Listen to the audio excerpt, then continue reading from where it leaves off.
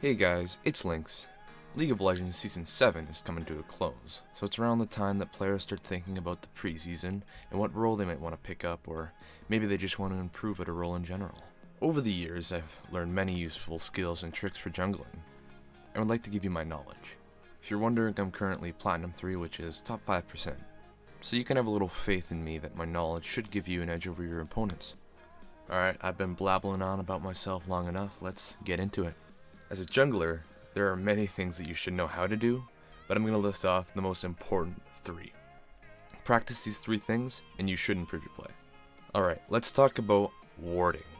Now Lynx, I'm the jungler, I'm not the support. I shouldn't need to ward. Yes, you do need to ward. You're the jungler. The support sits bottom and helps their ADC, sometimes roaming up mid lane. You roam around the entire map for the whole early game and part of the mid game. You're already in the correct position to be warding. Now, any ward helps, but the most useful wards are usually deep wards. The jungler can usually get deep wards into the enemy jungle with relative ease. If one of these wards spots the enemy jungler, it gives your entire team an advantage over the enemy team. The jungler is usually the unknown. You don't know where the jungler is, therefore you don't know whether or not you can make a certain play. Now, the best spot for these deep wards is in a high traffic intersection in the jungle, like beside the blue buff. A well-placed deep ward there can give you information of 6 different paths the enemy jungler could take. There are other spots where these deep wards are useful, like the intersection behind red buff, the bush by the wall in front of red buff, the intersection near mid lane on the blue side, and pretty much any intersection in the river.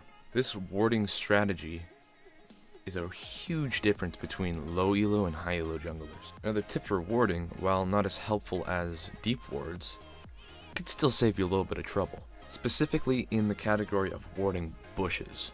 And yes, we've all messed up warding a bush before, and it's all haha funny with your friends, but then no, actually dude, you suck at warding. But in all honesty though, this could probably save you from some of those flaming moments.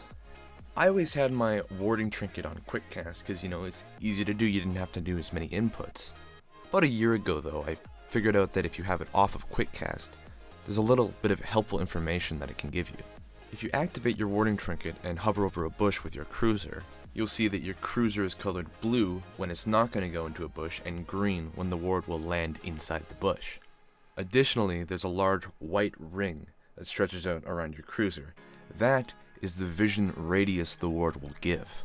But when you're playing Lee Sin, you should probably have it on quick cast because you'll just get flamed. Now, let's move on to ganking.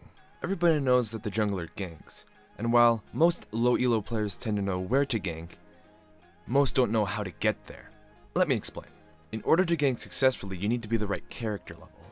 Certain early clear methods allow you to easily gank the lane you want while clearing effectively. Here are the 2 basic starts you can use. You can start blue buff, followed by wolves, and then over to red buff for level 3 and double buffs. In contrast, if you start red buff, you can go over to wolves, and then finish with blue buff. Those 2 clears allow you to gank the side opposite to the buff that you started on. But be warned, competent players will usually expect this path since it's the simplest and most basic. On an off note, some junglers can easily start raptors.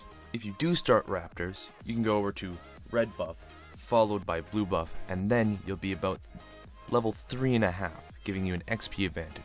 Some good examples of champions that can start raptors are Kayn, he's starting Q, and kiting the camp around, usually with a hunter's talisman, and Amumu, sitting in the middle of the camp like a dumb rock, pressing E every time it's off cooldown. The similarities between these 2 champions is that they both have very strong level 1 AoE. Now, there's also an upside if you do start raptors.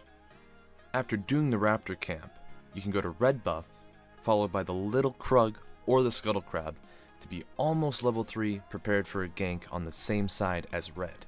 If you want to also gank the same side but start on blue buff, you do this. Start blue, go to wolves, followed by Gromp. And then you'll have a nice little blast cone there to help you get to lane quicker when you're ganking. Quite a lot simpler than red side.